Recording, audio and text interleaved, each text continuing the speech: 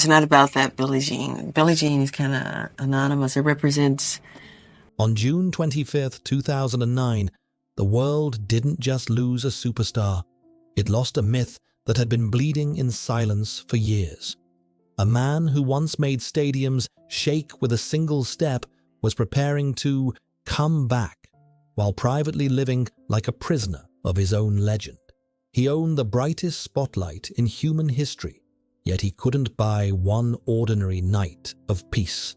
Not one. And that's the cruelest paradoxon of all. How can someone loved by billions still end up alone behind locked doors, chasing sleep like a ghost? How did Michael Jackson become the loneliest man on earth? By the early 1980s, Michael Jackson was no longer measured by charts, trophies, or ticket sales. He had crossed into a rarer territory, one where a single human being reshapes culture itself. When Thriller arrived, it didn't merely dominate the industry, it rewrote its rules. Music videos became events, dance became language, fashion became signal. Entire continents moved in sync to one man's timing. For a moment, the world felt smaller because it was all looking in the same direction. From the outside, this looked like the ultimate victory. Stadiums sold out in minutes. Broadcasts reached hundreds of millions. Applause followed him like weather. Unavoidable, overwhelming, constant. Michael didn't just perform on stages. He occupied the global imagination. Children copied his steps in schoolyards. Adults reorganized their nights around his premieres. Governments, brands, and media institutions all understood the same truth. When Michael Jackson appeared, everything else paused. But this level of adoration carries a hidden transformation. As fame expands, life contracts. Ordinary experiences, walking alone, trusting strangers, resting without interruption, begin to disappear. Michael's presence no longer belonged to him. It belonged to schedules, contracts, expectations, and crowds. Each appearance had to be bigger than the last. Each silence demanded explanation. Each change invited suspicion. The myth could never rest, because resting would reveal the man underneath. This is where the story quietly turns. At the precise moment Michael seemed to own the world began to own him back. Security replaced freedom. Hotels replaced homes. Silence became dangerous, because silence meant headlines would fill the gap. Fame stopped being a reward and became a responsibility, one that never ended. The public didn't just want songs, it wanted access, not just performances, but explanations, not just success, but perfection permanently. Neverland emerged during this era not as extravagance, but as intention. It was built to manufacture something Michael never had, a protected inner world where rules were softer and time could slow down. To outsiders, it looked whimsical. To Michael, it was defensive architecture, a boundary between the man and the machine built around him. Yet even this sanctuary could not stop the pressure. Cameras still waited. Rumors still traveled faster than facts. The spotlight still found its way through every gate. The contradiction hardened. The more beloved he became, the more isolated he felt. When millions project their hopes, fantasies, and fears onto one person, that person becomes unreachable. Conversations turn performative. Relationships become transactional. Trust erodes quietly, not from betrayal, but from uncertainty. Michael began to live inside the image created for him, while the human part searched for a place to breathe. This is the setting of our story, not a fall from obscurity, but a rise so extreme it bends inward. A man standing at the absolute peak of fame, discovering that the higher the crown, the heavier It presses down, and beneath the roar of the crowd, a quieter question starts to form. What happens when the world loves the symbol more than the person carrying it? Long before the world crowned Michael Jackson, he was a child whose life began on a schedule. At 5 years old, Michael didn't learn the rhythm of playground games. He learned the rhythm of rehearsal counts. His earliest memories weren't bedtime stories or quiet nights, but long hours under fluorescent lights, repeating the same movements until mistakes disappeared.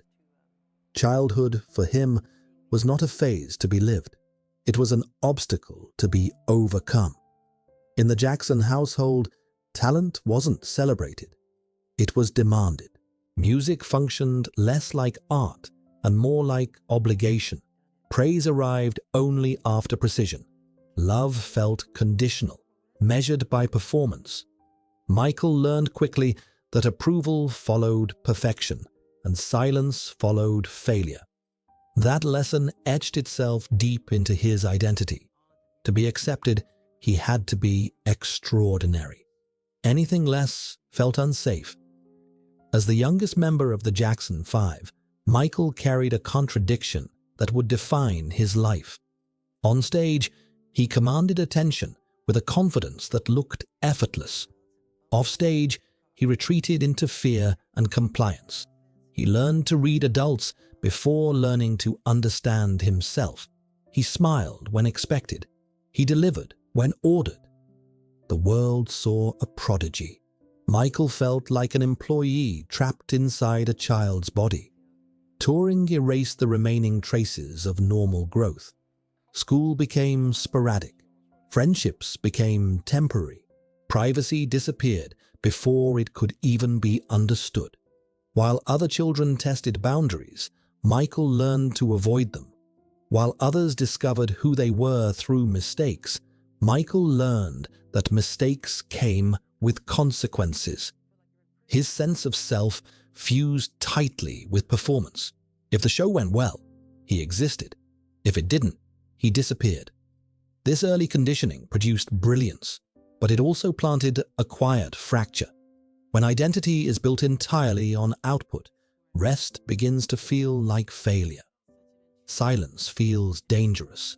Stillness feels like being left behind. Michael grew into adolescence without the emotional tools that come from ordinary development. No space to rebel safely, no chance to fail privately, no permission to be incomplete. He matured in public, but emotionally remained unprotected. As fame accelerated, that unprotected core hardened into isolation. Michael didn't know how to relate without a script. Trust became complicated. Vulnerability felt risky.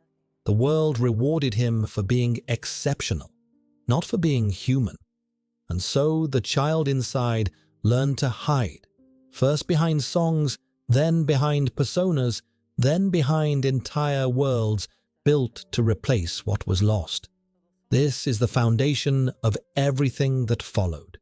The insomnia, the obsession with control, the longing for innocence, the construction of Neverland. None of it appeared out of nowhere. It all traced back to a simple truth. Michael Jackson never had the chance to become a person before becoming a product. And when childhood is taken before it can finish its work, it doesn't disappear. It waits. It resurfaces later, in fragile places, in dangerous ways, asking to be seen at last. The question that carries us forward is not about talent or success. It's this: what happens to a child who learns too early that love must be earned and never learns how to rest once the applause stops? By the late 1970s, Michael Jackson faced a quiet crisis. He was famous, but not free, known, but not defined. Years of child stardom had made him recognizable, yet boxed him into an image he no longer controlled. To survive, Michael needed more than success. He needed authorship over his own identity. That urgency drove him into relentless work, obsessive refinement, and a pursuit of innovation that bordered on self-erasure.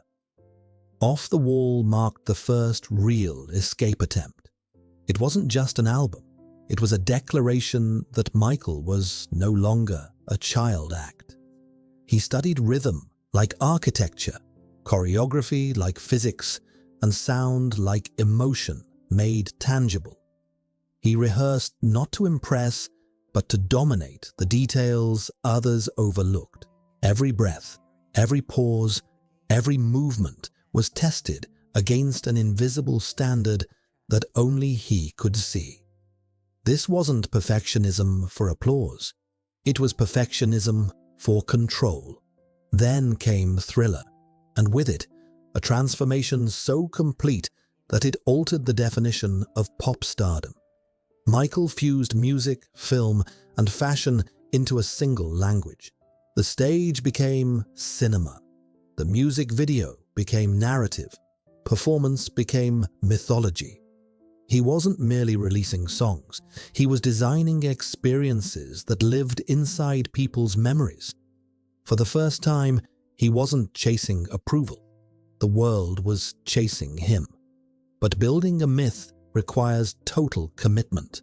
Michael worked through exhaustion, through injury, through nights that never truly ended. Rest felt irresponsible. Slowing down felt dangerous. The machine he had escaped from as a child had been replaced by a larger one, this time powered by his own ambition. Success no longer came from obedience. It came from outworking every competitor and every limit, including his own body. Breakthrough moments piled up, record-breaking tours, televised performances that froze time, a global audience that responded in unison. Yet each triumph tightened the expectations. Innovation became obligation. Reinvention became survival. The margin for error shrank until it disappeared entirely. The myth could not age, hesitate, or step aside. It had to remain exceptional or collapse. This was the paradox of Michael's ascent. In claiming creative control, he also assumed complete responsibility for maintaining the legend. There was no longer anyone else to blame, no boundary between the man and the work. When something succeeded, it validated his existence. When something failed, it threatened it. The distance between self-worth and performance narrowed to nothing. And slowly, the consequences emerged. Sleep became elusive. Pressure turned inward. The body carried what the mind refused to release. Fame no longer felt like expansion. It felt like containment. Michael had won his independence, but the price was constant vigilance against decline. By the time the global myth was fully formed, the man inside was already paying the interest. The world saw invincibility. Michael felt fragility. And in that gap, the seeds of collapse were quietly taking root. So as the legend solidified, another question began to surface beneath the applause. What happens when the person who builds the myth becomes trapped inside it? At the peak of his power, Michael Jackson appeared unstoppable. Tours expanded into moving cities. Albums didn't just sell, they set benchmarks others couldn't reach. Every reinvention confirmed the same message. The myth was alive and growing. Yet this was the stage of the story where triumph and damage became inseparable. Each victory arrived carrying a shadow, and each shadow lingered longer than the applause that created it. Fame, once an engine of momentum, began to behave like gravity. The higher Michael rose, the heavier everything felt. Public curiosity shifted from admiration to intrusion. Cameras multiplied. Rumors traveled faster than truth. Silence was interpreted as guilt. Visibility became risk. The world that had lifted him now demanded constant access, constant reassurance, constant novelty. The myth could not pause, not even to heal. Pressure manifested physically. Injuries accumulated from years of precision and strain. Pain, once occasional, became routine. Sleep, already fragile, nearly vanished. Nights stretched into cycles of exhaustion where the body refused rest and the mind replayed expectations without end. In this environment, relief didn't feel like indulgence. It felt like survival. Temporary solutions slowly hardened into dependencies, not out of recklessness, but out of desperation to function. Public perception shifted again. What had once been eccentricity turned into suspicion. Behavior that once passed as creative isolation was reframed as something darker. Headlines replaced nuance with certainty. Context evaporated. The human cost of relentless visibility was rarely discussed. It was easier to reduce complexity to scandal. The same system that had profited from Michael's myth now fed on its instability. Legal battles intensified the fracture. Courtrooms replaced stages. Testimony replaced music. For a man whose identity had always been fused with performance, this reversal was devastating. He wasn't proving artistry anymore. He was proving existence. Every gesture was analyzed, every word dissected. Even acquittal could not restore what scrutiny had stripped away, the presumption of innocence in the court of public opinion. Meanwhile, success never stopped demanding output. Tours had to be bigger. Appearances had to reassure investors and fans alike. Retreat was interpreted as weakness. Recovery was seen as delay. Michael was trapped between two equally punishing forces: the need to step back to survive and the demand to step forward to maintain the legend. Either choice carried consequences. Both exacted a toll. Isolation deepened in ways that money and security couldn't fix. Trust eroded, not because of a single betrayal, but because uncertainty became permanent. Relationships existed under a microscope. Motives blurred. Was affection genuine or proximity to power? This ambiguity made intimacy risky and loneliness familiar. Michael became surrounded, yet emotionally unreachable, protected, yet profoundly exposed. The tragedy of this phase is not that success disappeared, but that it continued. Every achievement postponed collapse while worsening the conditions that would cause it. The machine kept running because it could, not because it should. And Michael, conditioned since childhood to deliver regardless of cost, did what he had always done. He endured. But endurance has limits. Bodies signal before they break. Minds ask for mercy before they shut down. By the time the world sensed something was wrong, the damage had already layered itself year upon year. The crown still sparkled, the myth still stood. But inside, the space to breathe had narrowed to almost nothing. This is the cruel intersection where our story turns, not from success to failure, but from success to unsustainability, from admiration to extraction, from applause to expectation without end. And in that narrowing corridor, one final question begins to echo. How long can someone carry a legend when the legend no longer carries them back? Behind the spectacle, Michael Jackson lived a quieter, more fragile reality, one shaped by distance, distrust, and a lifelong hunger for unconditional connection. Fame had made him universally recognizable, but emotionally unreachable. Relationships for Michael were never simple. Every bond existed under pressure, filtered through suspicion, contracts, and the ever-present question of motive. Was affection real, or proximity to power? Love, when it appeared, arrived with constraints. Privacy was scarce. Ordinary rituals Dating without cameras, arguing without headlines, healing without commentary were nearly impossible. Intimacy required exposure, and exposure carried risk. Over time, caution replaced openness. The safest posture became emotional restraint. Michael learned to give generously, to care deeply, yet to hold parts of himself back, guarded against misinterpretation and betrayal. Neverland, often misunderstood, functioned as both refuge and mirror. It was designed to host innocence, to create a controlled environment where laughter felt predictable and safe.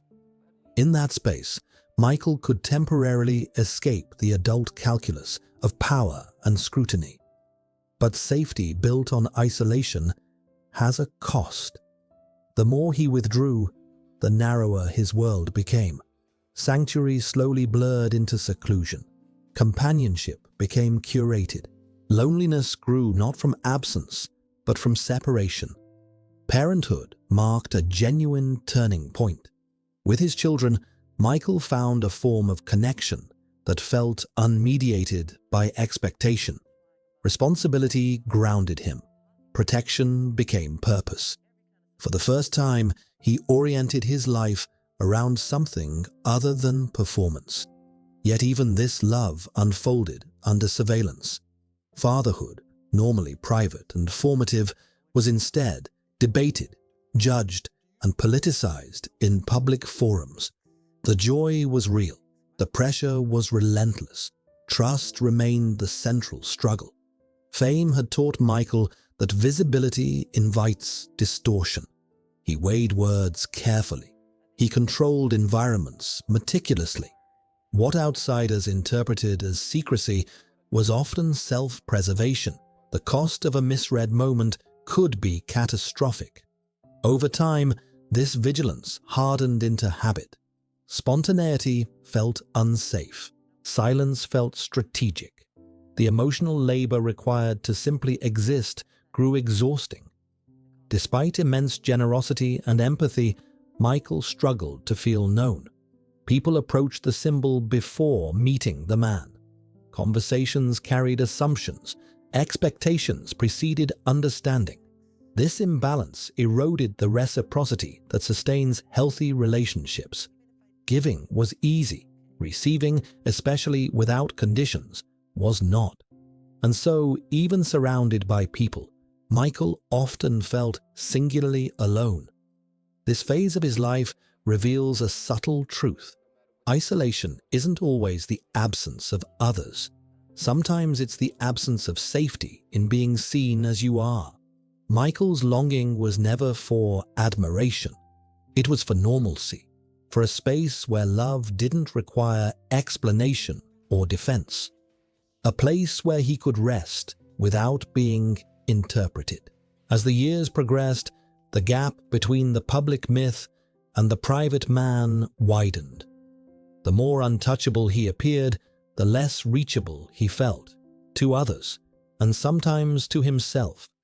And that gap set the stage for the final chapter, where endurance met its limit and the cost of carrying a legend became impossible to ignore. In the final stretch of his life, Michael Jackson stood at a crossroads shaped by urgency and expectation. The planned comeback wasn't framed as a choice. It was framed as a reckoning, proof of relevance, redemption through performance. This is it, promised revival. But behind the rehearsals lived a man running on borrowed energy, chasing sleep that never arrived. The body moved because it had to. The mind pressed forward because it didn't know how to stop. Rehearsals revealed two truths at once. On stage, the precision remained. The instinct was intact. The myth still knew how to breathe. Off stage, exhaustion lingered in the margins. Thin patience, fragile focus, nights that stretched into morning without rest. Years of pressure had taught Michael to push through signals meant to warn. Endurance had become identity. Asking for relief felt like failure. When the end came, it landed not as spectacle, but as silence. The world froze, then erupted. Tributes poured in.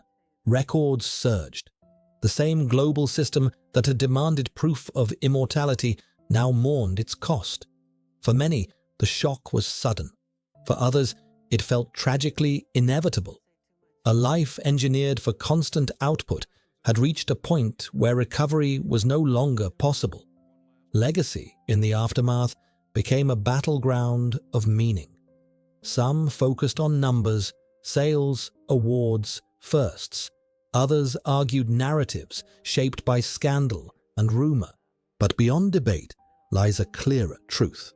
Michael Jackson changed how culture moves, watches, listens, and feels.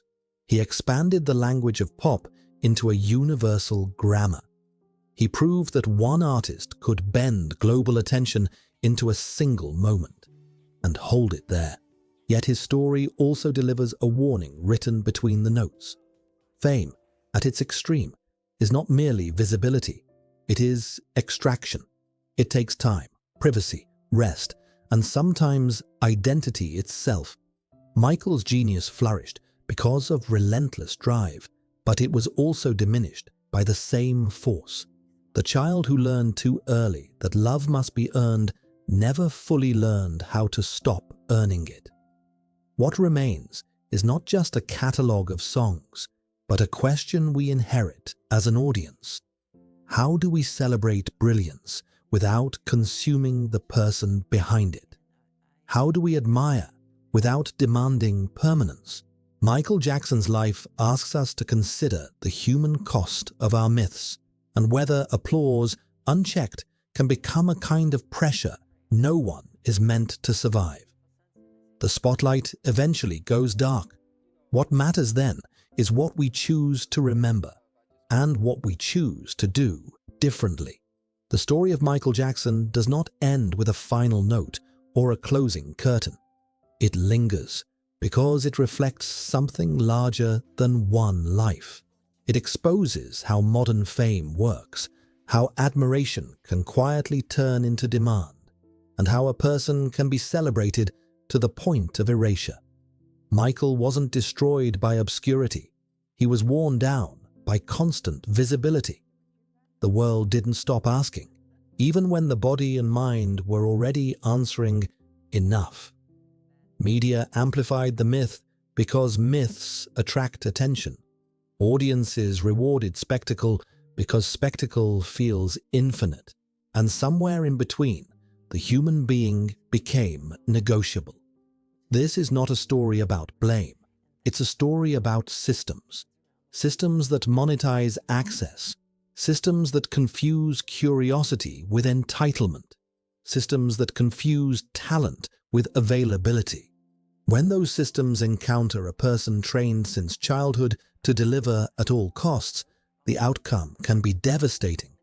Michael's life challenges us to reconsider how we consume greatness. Applause is powerful, but it is not neutral. It shapes behavior. It sets expectations. It can trap people inside the very image we claim to love. The question is not whether legends should exist. The question is whether we allow them to be human while they do. What survives Michael Jackson is more than influence. It's a reminder that brilliance needs boundaries, that rest is not weakness, that privacy is not betrayal, and that no amount of talent can replace the basic human need for safety and sleep. If we remember only the spectacle, we miss the lesson. If we remember the person, we inherit responsibility. Fame will continue to see new kings, new icons, new myths. Whether they thrive or quietly break depends in part on what we choose to demand from them. Because behind every spotlight stands a person who eventually has to live without it.